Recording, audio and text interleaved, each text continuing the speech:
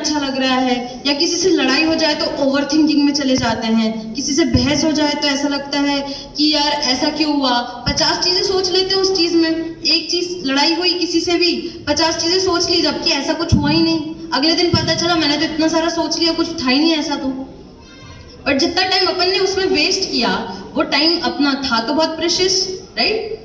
तो ये चीज बहुत इंपॉर्टेंट हो जाती है कि आप आपकी हेल्थ को किस हिसाब से देख रहे हो या किस हिसाब से आप चल देती हूँ। अगर कभी अपन चलते चलते गिर गए, हाथ में लग गई, तो अपन जाते हैं डॉक्टर के पास में दिखाने कि लग गई, ब्लीडिंग हो रही है ना, कि नहीं जाते हो? नहीं जाते। अच्छा, तो ज्यादा बड़ा एक्सीडेंट हो गया, हड्डी टूट गई, तब जाते हो कि नहीं जाते हो? तो अब हड्डी टूट जाएगी तो जाओगे डॉक्टर के पास में, दिख रहा है, क्योंकि वो आपको सामने से दिख रहा है कि हड्डी टूट गई है ना। ये ऐसी चीज होती है, ये आपको महसूस होती है पर समझ नहीं आती है।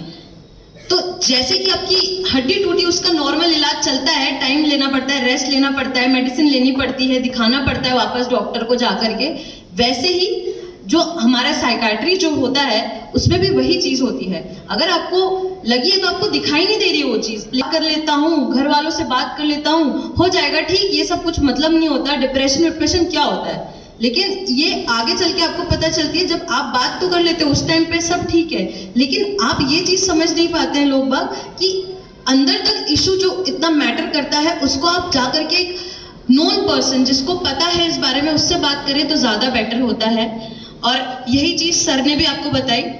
हमारा मन कक्ष है यहाँ पे 11 नंबर ओपीडी। किसी को कुछ भी दिक्कत होती है, किसी को कुछ भी ऐसा लगता है कि उसको बात करने की जरूरत है, या उसको एक बार आकर के कंसल्ट कराने की जरूरत है, सिर्फ इतना कि मन में अगर इतना सा भी आपको चल रहा है कि यार मुझे किसी ने डांट दिया या टीचर्स ने आपको डांट दिया और आप इतने घबरा गए कि आपको सांस नहीं आ रही है, that is called panic attack. ठीक है? तो ये मत समझना कि आपको हार्ट अटैक आ रहा है, ठीक है? That is not heart attack, वो पैनिक अटैक है। उस टाइम पे आप घबरा गए, इसलिए आपका हार्ट तेज बीट करने लगता है।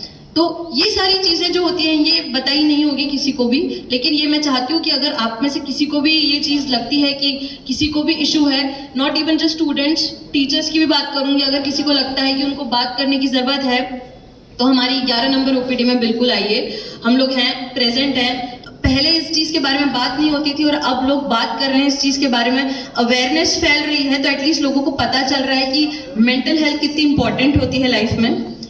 तो आई होप कि अगर किसी को कुछ भी इशू है या किसी को कुछ भी लगता है कि वो बात करना चाहे तो वो जरूर हमारी ओपीडी में आएगा और हमसे मिलेगा। Thank you.